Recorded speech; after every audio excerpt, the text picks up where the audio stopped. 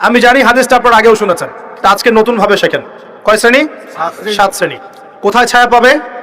আরশের ছায়া। ওই দিন অন্য কোনো ছায়া থাকবে না। এই ছায়া পাবে মানে সে কি জান্নাতি না জাহান্নামী? তার কোনো টেনশন হবে? কোনো হিসাব নিকাশের টেনশন, কোনো ভয়, কোনো কিয়ামতের বিভীষিকা কিচ্ছু নাই। একদম সুকুন, ইতমিনাল, একদম নিরাপদ। আচ্ছা, 1 নাম্বার, আগে সিরিয়াল ওয়াইজ বলি, তারপর আপনাকে বোঝাচ্ছি। 1 নাম্বার হচ্ছেন ইমামুল আদিল। কি নাম? ইমামুন আদিল, মানে ন্যায়পরায়ণ শাসক। ন্যায়পরায়ণ শাসক রাষ্ট্রের শাসক হতে পারে, সমাজের হতে পারে, পরিবারেরও হতে পারে। যেখানে যে দায়িত্বশীল তাকেই তার দায়িত্বশীল বলা হয়। আচ্ছা, 1 নাম্বার ইমামুন আদিল। 2 নাম্বার ওয়াশাবুন, এই যে তুমি যুবক, ওয়াশাবুন যুবক, নাশআ ফি ইবাদাতিল্লাহি তাআলা, যে আল্লাহ পাকের ইবাদতে তার যৌবন বিলিয়ে দিয়েছে। কে সেটা, যুবক না বৃদ্ধ? কি করেছে? আল্লাহর ইবাদতে জীবন যৌবনটাকে বিলিয়ে দিয়েছে। বিলিয়ে দেওয়ার মানে কি? বিলিয়ে দেওয়ার মানে কি পার্ট টাইম মুসলিম হওয়া না ফুল টাইম মুসলিম হওয়া? ফুল টাইম মুসলিম। আচ্ছা, সে কি কোরআন হাদিসের অংশ মানবে না পুরোটা মানবে? আলহামদুলিল্লাহ। 3 নাম্বার রাজুলুন, এমন ব্যক্তি, কলবুহু, যার কলব, কলব মানে কি? অন্তর, মুআল্লাকুন ফিল মসজিদ, মসজিদের সাথে অন্তর কি থাকে? ঝুলে থাকে। এটা কি সত্যি সত্যি কলিজা ঝুলে থাকে না টান? কি বোঝানো হচ্ছে? মসজিদের সাথে কি টান? ওই যে মোবাইল ফোনের সাথে যেমন হয়েছে আর কি, এখন ওইটাই হয়েছে না মোবাইলের সাথে। এখন রাজুলুন কলবুহু মুআল্লাকুম বিল মোবাইল, এখন হয়েছে এরকম যে এমন ব্যক্তি যার অন্তর কি হয়? মোবাইলের সাথে ঝুলে থাকে, থাকে না? সবার, আমার সহ সবার ফোন সার্চ করলে দেখা যাবে যে আমরা লাস্ট হয়তো 1 ঘন্টা 2 ঘন্টা আগে লাস্ট টাইম আমরা হোয়াটসঅ্যাপ চেক করেছি, ফেসবুক চেক করেছি, আমরা ইউটিউব চেক করেছি। কিন্তু যদি আমলনামা দেখা হয়, দেখা যাবে লাস্ট 1 মাসেও কোরআন চেক করে নাই, লাস্ট 2 মাসেও হাদিসের একটা বই খুলে দেখে নাই।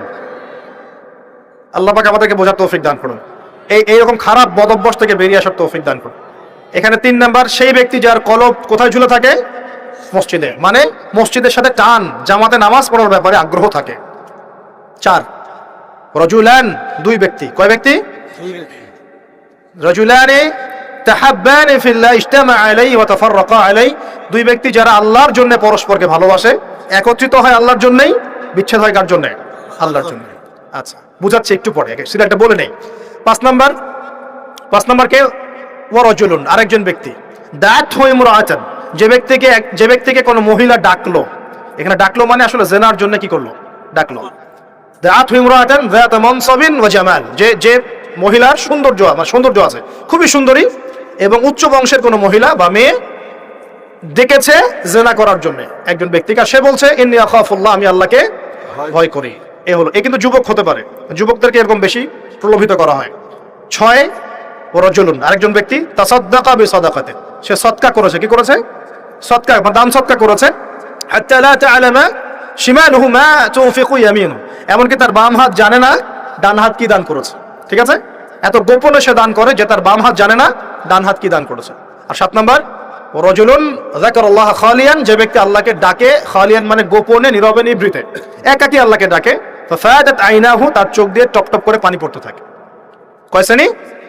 7 শ্রেণী। এবার বোঝেন, এটা বোঝার আগে একটু আকাশের দিকে তাকাবেন আজকে বাসায় গিয়ে, বা যেদিন আকাশে ভরপুর তারা উঠবে সেদিন দেখবেন। আকাশে তারা দেখেছেন কখনো? এখন তো সময় নাই, এগুলা মানুষ ব্যস্ত, আকাশে তারা দেখার সময় নেই। আল্লাহ পাক সূরা মুলক পড়তে বলেছেন রাত্রেবেলা, তাই না? সূরা মুলক পড়তে বলেছেন কখন? রাতের বেলা, পড়লে কবরের আযাব থেকে বেঁচে থাকবে ইনশাআল্লাহ। আর ওই সূরাতেই দেখবেন প্রথম পৃষ্ঠাতেই আছে এই মহাকাশ তারকার কথা। আল্লাহ বলছেন তারা দেখো, তারা দেখো, তারার দিকে তাকাও, আল্লাহ সৃষ্টির দিকে তাকাও, দেখো যে তোমাদের এই আল্লাহর সৃষ্টির মধ্যে তোমরা কোনো খুঁত বের করতে পারো কিনা, দেখো, তাকাই দেখো, বারবার দৃষ্টি ফিরাও, তোমার দৃষ্টি ব্যর্থ হয়ে ফিরে আসবে। সুবহানাল্লাহ, রাতে সূরা মুলক পড়তে বলেছেন, আর তারা কখন ওঠে? আর সেই তারার কথা এই সূরাতেই আছে। মেলাতে পারছেন? সুবহানাল্লাহ, চিন্তা করেছেন? এখন এখান থেকে হাদিসে আসতেছে, আকাশের তারাগুলো দেখবেন, দেখে মনে হবে যে হয়তো বিক্ষিপ্ত হয়ে আছে, আসলে বিক্ষিপ্ত না। প্রত্যেকটা তারার সাথে প্রত্যেকটা তারার একটা গাণিতিক মিল আছে, একটা জ্যামিতিক মিল আছে। তোমরা কি জ্যামিতি পড়ছো না? ত্রিকোণমিতি, পরিমিতি এগুলো পড়ছো না? দেখবা তারা থেকে তারা তুমি চমৎকার কিছু শেপ এবং ম্যাথমেটিক্যাল ফাংশন বের করতে পারবে। দূরত্ব, ডিস্টেন্স, এক তারা থেকে এক তারার ডিস্টেন্স, ওই থেকে আরেকটা ডিস্টেন্স, আরেকটা থেকে আরেকটা ডিস্টেন্স, সেম পাবা, সমান পাবা, চোখ দিয়ে দেখতে পারবা। তুমি ছোট পরিসরও দেখতে পারবা যে তারাগুলোর মধ্যে একটা গাণিতিক মিল আছে। আর চোখটাকে যদি বড় করো, আকাশটাকে আরো বড় করো, দেখবা বড় পরিসরও দেখতে পারবা। ঠিক যেমন কোরআনের সূরাগুলো এবং হাদিসগুলোকে যদি এবং কোরআনের সূরাগুলোকে আয়াতগুলোকে যদি এভাবে তারার মতো করে মেলানো যায়, একটার সাথে আরেকটা, হেদায়েত খুঁজে পাওয়া যায়। কি পাওয়া যায়? ঠিক একইভাবে হাদিসগুলোকে যদি একটার সাথে একটা মেলানো হয়, তখন একটা সুন্দর হেদায়েত বের হয়ে আসে। একটা এক্সাম্পল দিলে বুঝতে পারবো। ইসলাম, আল্লাহ পাক বলছেন সূরা মাইদার 3 নম্বর আয়াতে ইসলামকে পরিপূর্ণ করেছে। কি করেছি? ইসলামকে পরিপূর্ণ করেছে। আবার আল্লাহ পাক বলছেন সূরা আলে ইমরানে গিয়ে, এই পরিপূর্ণ দিন বাদ দিয়ে কি তোমরা অন্য কোনো দিন তালাশ করছো? আবার আল্লাহ পাক সূরা আলে ইমরানের শুরুর দিকে নিয়ে গিয়ে বলছেন এই পরিপূর্ণ দিনই আল্লাহর কাছে একমাত্র দিন। মানে একটার সাথে একটা মেলাবেন, আপনি ডটগুলো মেলালেই আপনি একটা রেজাল্ট পাবেন আর কি, যে কোনো মাসালায়, যে কোনো বিষয়। এখন আসেন এই হাদিসটার দিকে ফোকাস করেন, যেটা বললাম। এখানে যে সিরিয়ালটা বলা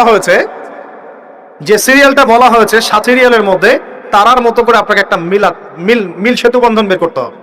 প্রথমে কার কথা বলা হয়েছে? ন্যায়পরায়ণ শাসক। এই ন্যায়পরায়ণ শাসকটাকে আপনি প্রথমে না বুঝে পরে বোঝেন। 2 নম্বরে কার কথা বলা হয়েছে? সেই ব্যক্তি যে তার যৌবন আল্লাহর পথে দিয়েছে, এটাকে আপনি পরে বোঝেন। প্রথমে তুলে নিয়ে আসবেন 3 নম্বরটাকে। কয়টাকে? প্রথমে তুলে নিয়ে আসবেন কোন নাম্বারটা? 3 নাম্বার। প্রথমে হচ্ছে রাজুলুন কলবুহু মুআল্লাকুম বিল মসজিদ, এমন ব্যক্তি যার হৃদয়ে মসজিদের সাথে ঝুলন্ত থাকে। মানুষের নামাজ ফরজ হয় কত বছর বয়সে? হ্যাঁ, 10 বছর। আচ্ছা, 7 বছর বয়সে তোমরা ছেলেদেরকে নামাজের প্রশিক্ষণ দাও, আর 10 বছর হয়ে গেলে নামাজ না পড়লে পিটাও। তাহলে 10 বছর থেকে নামাজ মোটামুটি ফরজ। ঠিক আছে? তাহলে মানুষ কি আগে শাসক হয় না আগে মুসল্লি হয়? আগে কি হয়? মানুষ আগে মুসল্লি হবে না আগে শাসক? আচ্ছা, তার মানে প্রথমে আমাদেরকে হেদায়েত দিতে হবে, আমাদের সবাইকে 5 ওয়াক্ত নামাজ আগে ঠিক করে পড়তে হবে। ঠিক আছে কথা? রজুলুন, আমার আপনার অন্তর থাকবে মসজিদের সাথে ঝুলন্ত, মানে আপনি নামাজের ব্যাপারে খুব পাবন্ধ হবেন, ইবাদতগুলো আগে ঠিক করবেন। নামাজের পর আরো ইবাদত আছে না? জিকির, আজগার, তাসবিহ, তাহলিল, জ্ঞান অর্জন, হ্যাঁ, আপনার নফল নামাজ, সুন্নত, মুস্তাহাব, অনেক আমল আছে না? এই আমলগুলো হলো আগে। এরপর এই আমলগুলো করার সবচেয়ে সেরা সময় কোনটা? কিশোর বয়স, যৌবনকাল না বার্ধক্য? এই আমলগুলো করার সবচেয়ে উত্তম টাইম কোনটা? কখন সবচেয়ে বেশি শক্তি থাকে, সামর্থ্য থাকে, এনথুজিয়াজম থাকে? কখন, কোন সময়? এবার আপনি 2 নাম্বারটা নেবেন, ওই ব্যক্তি যে তার যৌবন আল্লাহর পথে বিলিয়ে দিয়েছে। বুঝতে পারছেন? এবার ধরতে পারছেন? এখন ইবাদত করার সবচেয়ে সেরা মৌসুম কোনটা? যৌবনকাল। এই যৌবনকালটাকে আল্লাহর পথে বিলিয়ে দেওয়া মানে পুরো যৌবনকাল জুড়ে আপনাকে আল্লাহর জন্য ইবাদতগুলো করতে হবে। পারা যাবে ইনশাআল্লাহ? এটা হলো আল্লাহর জন্য যৌবন উৎসর্গ করার ব্যাখ্যা। এবার আসেন, যৌবনকালের সবচেয়ে বড় ফেতনা কোনটা? চরিত্র ঠিক রাখা। কোনটা? কথা বুঝতে পারছেন না? এই তো সবাই যুবক, যৌবনকালে সবচেয়ে বেশি সমস্যা হয় কিসে? চোখে। কিসে? চোখে, লজ্জাস্থানে, চোখে, চরিত্রে। এটা স্বাভাবিক। আমরাও যুবক, যৌবনকালে সবচেয়ে বেশি প্রবলেম হয় কিসে? মেয়েদেরকে নিয়ে, চোখের সমস্যা, মনের সমস্যা, চরিত্র হেফাজতের সমস্যা। এই কারণে আপনি এখন এই 7টার মধ্যে এটাকে নেবেন। সেই ব্যক্তি আরশের ছায়া পাবে যাকে কোনো মেয়ে ডেকেছে জেনার জন্য, সে বলেছে আমি আল্লাহকে কি করি? ভয় করি। তার মানে আগে ইবাদত ঠিক করবেন, তারপরে যৌবনকাল আল্লাহর পথে ইবাদত করে কাটাবেন, আর এই যৌবনে সবচেয়ে বেশি কেয়ারফুল থাকবেন চরিত্র হেফাজতের ব্যাপারে। হাদিস বুঝতে পারছেন? আচ্ছা, এবার আসেন, এখন এই চরিত্র হেফাজত করার সবচেয়ে সেরা পদ্ধতি কি? বিবাহ শাদী না? চরিত্র হেফাজত করার সবচেয়ে সেরা পদ্ধতি কি? কারণ মানুষের যৌন চাহিদা আছে, ভালোবাসার প্রয়োজন আছে, আর স্ত্রীর দরকার আছে। যুগিনান নাস হুব্বুশ শাহওয়াতি মিনান নিসা, মানুষের মধ্যে সবচেয়ে বেশি আকর্ষণ দেওয়া হয়েছে কার প্রতি? নারীর প্রতি। অতএব একজন পুত পবিত্র নেককার মেয়ে আমি চাই, তাই কিনা? আমরা সবাই চাই। এখন এ কারণে এই হাদিসের মধ্যে এটা নেবেন, ওই 2 জন মানুষ, কোন 2 জন? 2 জন ছেলেও হতে পারে, 2 মেয়েও হতে পারে, আবার ছেলে মেয়েও হতে পারে, যারা একে অপরকে ভালোবাসে। কার জন্যে? মানে পবিত্র ভালোবাসা, অপবিত্র জেনা নয়, পবিত্র ভালোবাসা, এবং মিলিত হয় আল্লাহর জন্য, বিচ্ছেদ ঘটে কার জন্য? আল্লাহর জন্য। আপনি স্ত্রীকে বাসায় গিয়ে তার সাথে মহব্বত করছেন, আল্লাহর জন্য মিলিত হচ্ছেন, তাই না? আবার যখন আপনি দিনের জন্য বা দিনের কোনো কাজে বা ভালো কোনো কাজে রিজিকের সন্ধানে বের হয়ে যাচ্ছেন, আল্লাহর জন্য ছেড়ে চলে আসছেন, তাই না? তো এই যে দেখেন, চরিত্র হেফাজত করার কথা যেমন এখানে আছে হাদিসে, আবার এটাও আছে চরিত্র কিভাবে হেফাজত করবেন? পবিত্র ভালোবাসার মধ্য দিয়ে। আল্লাহ পাক তৌফিক দান করুন। তো পবিত্র ভালোবাসা কোথায় পাবেন? বিবাহ শাদী করুন। এরপর কি লাগে? এরপর লাগে আমাদের অর্থনীতি। কি লাগে? অর্থনীতি লাগে না? এখানে আছে অর্থনীতির বিষয়। শোনেন, রাজুলুন তাসাদ্দাকা বিসাদাকাতিন, এক ব্যক্তি সদকা করেছে, এত গোপনে যে বাম হাত জানে না ডান হাত কি সদকা করেছে। এখানে অর্থনীতির বিষয় নাই, ইসলামিক অর্থনীতির মূল বিষয় হচ্ছে দান, সাদাকা, যাকাত, ব্যবসা, এগুলা। ইসলামিক অর্থনীতির মূল কি? দান, সাদাকা, বিজনেস, ব্যবসা এবং যাকাত। আরো কিছু বিষয় আছে কিন্তু এগুলো মৌলিক। এর বিপরীতে বর্তমান বিশ্বজুড়ে চলমান হারাম অর্থনীতির মূল ভিত্তি হচ্ছে সুদ বা রিবা। সুদ বা রিবা। কোনটা হালাল কোনটা হারাম? সুদ হালাল নাকি ইসলামিক বিষয়গুলো হালাল? তো এখানে এই হাদিসের মধ্যে আপনি অর্থনীতি পেয়েছেন না? তার মানে পরিবার গঠন করার পরে আপনাকে হালাল অর্থনীতির মধ্যে থাকতে হবে, এবং দান সদকা হচ্ছে ইসলামিক অর্থনীতির একটা বেস। এই অংশটুকু আমি শেষে আরেকবার অল্প করে ব্যাখ্যা করবো, আগে শেষ করে দিই। এটা হলো 5। 6 নাম্বার, তাহলে দুনিয়াতে চলার জন্য অর্থনীতির সাথে আর কি সম্পৃক্ত? রাজনীতি। কি সম্পৃক্ত? রাজনীতি। এই কারণে এখানে বলা হচ্ছে ইমামুন আদেল, ন্যায়পরায়ণ শাসক। যদি ন্যায়পরায়ণ শাসক চলে আসে তাহলে একটা পুরো দেশ সমাজ এক আল্লাহর বিধান অনুযায়ী চলবে না, সবাই ভালো থাকবে না, সবার জীবনযাত্রার মান নিশ্চিত হবে না, জুলুমের ভিত্তিগুলো উপরে যাবে না, এবং সবাই দুনিয়াতেও সফল, পরকালে সফল হবে কিনা। এই কারণে বলা হচ্ছে ন্যায়পরায়ণ শাসক, আরো সে ছায়া ছায়া পাবে।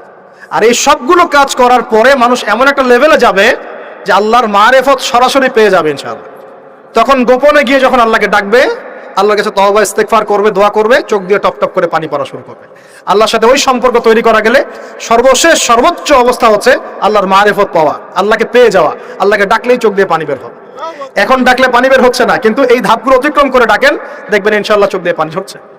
অতএব এই হাদিসের মধ্যে যে 7টা বিষয় আছে এগুলোকে একটু আকাশের তারার মতো করে মেলাতে হবে, তারপরে আপনি একটা ধারাবাহিক হেদায়েত পাবেন ইনশাআল্লাহ তাআলা। এবার শেষ করার আগে আমি ওই অংশটুকু নিয়ে দুটো কথা বলে শেষ করছি, একটু মনোযোগ দিবেন এই জায়গাটা। এখানে আপনাদেরকে ক্ষুধা দিব, পিপাসা দিয়ে দিব, মিটাবো না আজকে। আমাদের একটা পরিসংখ্যান বলছে, একটু মনোযোগ দেন। আমাদের একটা পরিসংখ্যান বলছে আমাদের সমাজে দরিদ্র মানুষের সংখ্যা কতজন ছিল আপনাদের কি জানেন? কত পার্সেন্ট ছিল জানা আছে? কমপক্ষে 40%। কত পার্সেন্ট? 40% বোঝেন? প্রতি 100 জনে 40 জন, তার মানে প্রতি 50 জনে, প্রতি 50 জনে, প্রতি 25 জনে, বলেন 10 জন। কি তোমরা স্কুল কলেজে পড়ো নাই? প্রতি 25 জনে কয়জন? 10 জন। আচ্ছা, আরো কমালে 12, 12.5 জনে 5 জন। ঠিক আছে? আচ্ছা, এখন কত সাল চলছে? 23। মাঝখানে করোনা চলে গেছে আর অনেক ঝামেলা চলে গেছে। তারপরেও আলহামদুলিল্লাহ 2023 সালে আজকে রিপোর্ট দেখেছি যে দারিদ্র্যের হার হচ্ছে মোটামুটি ভাবে 20 to 21%, 20 থেকে 21%। তার মানে কমেছে না? আচ্ছা, অবস্থা তাহলে ভালো না খারাপ? আগের চেয়ে ভালো না খারাপ? আচ্ছা, ভালো। এখন 20% মানে কি? 20% মানে প্রতি 5 জনে একজন, প্রতি 5 জনে একজন, প্রতি 5 জনে মানে আমাদের প্রতি 5 জন মানুষের মধ্যে একজন মানুষ আমাদের মতো সচ্ছল না। 4 জন যেমন সচ্ছল, 5 নম্বর ব্যক্তি ততটা সচ্ছল না যেমনটা 4 নম্বর ব্যক্তি সচ্ছল। এখন কিভাবে ইসলাম এই অর্থনৈতিক সিস্টেমটাকে সাম্যের দিকে নিয়ে আসে? ওই যে বললাম রজুলুন তাসাদ্দাকা বিসাদাকাতিন, এমন ব্যক্তি যে দান করে, বাম হাত জানে না ডান হাত কি দান করেছে। আমি এটা বোঝানোর জন্য আপনাকে একটা মাসের কথা বলবো, রমজান মাস। নাম তো শুনেছি? আচ্ছা, রমজান মাসে কিন্তু আমরা মোটামুটি 100% ইসলাম ফলো করার চেষ্টা করি। অন্য কোনো মাসে করি না করি, এই মাসে করি। আর আল্লাহ পাক চাচ্ছেন আমরা যেন রমজানের শিক্ষাটাকে সারা বছর ধরে রাখি, এটা আল্লাহ চাচ্ছেন। কিন্তু আমরা কি করি? রমজানের শিক্ষাটাকে রমজানে রাখি, শাওয়ালের চাঁদ উঠলে আমরা এই শিক্ষাটা অনেকেই ভুলে যাই। ইল্লা কলিলাম মিন্না, আমাদের মধ্যে অল্প কিছু মানুষ বাদ দিয়ে। রমজান মাসে কিন্তু এই হারটাই হারই থাকে। এবারে ভালো একটু মনে রাখবেন, পরে বুঝতে পারবেন না। রমজান মাসের দিকে ফোকাস করেন। এই মাসেও তো পরিসংখ্যান এমনই থাকে নাকি চেঞ্জ হয়ে যায়? এমনই থাকে। এখন তাহলে আমরা এই মাসে কিভাবে চলি আপনাকে বোঝাচ্ছি। আমরা কি করি? ইফতার যখন আমরা করি না, ইফতার করি না, আমরা ইফতার করি রমজান মাসে, যাকাত দেই, সদকা করি, বেশি বেশি দান করি না? আমরা রমজান মাসে আল্লাহর পথে অনেক দান করি না? প্রতিবেশীকে খাবার দেই না? মানুষের বাসায় ইফতার পৌঁছে দেই না? আসলে আমরা কি করি জানেন? আসলে আমরা ওই 4 জন মিলে, ওই যে পঞ্চম ব্যক্তি যার অবস্থা 4 জনের মতো না, ওর দায়িত্ব আমরা নিয়ে নেই। বলেন সুবহানাল্লাহ। রমজান মাসে আমরা কি করি? ওই 4 জন মানুষ মিলে ওই পঞ্চম ভাই যে আমার মতো খেতে পারছে না, ওর দায়িত্ব কে নেয়? আমরা দায়িত্ব নিয়ে নেই, ওর ঘরে খাবার পৌঁছে দেই। এভাবে পুরো সমাজের মানুষ খাওয়া শুরু করে, কেউ না খেয়ে মারা যায় না। দেখবেন সবার বাসায় সেহরি খাবার, আপনার খাবার দিয়ে আসা হয়, ইফতার দিয়ে আসা হয়, আমরা দিই না? আস্তে আস্তে কমছে তো এটা, কিন্তু আমরা তো দিতাম নাকি না? এমনকি অমুসলিম ভাইরাও যদি থাকে ওদেরকেও ডেকে এসে আমরা কি বলি? বসেন ইফতার করেন, বলি না? আমরা কিন্তু অন্যের খাবারের দায়িত্ব নেই, কিন্তু সারা বছর এটা ধরে রাখি না। আচ্ছা, এবার আসেন। এখন মনে করেন, আমি বলছি 5 জনে একজন। এখন মনে করেন আপনার পুরো সমাজে মানুষ 20 কোটি। কয় কোটি? 20 কোটি মানুষের মধ্যে পরিসংখ্যান কেমন হবে?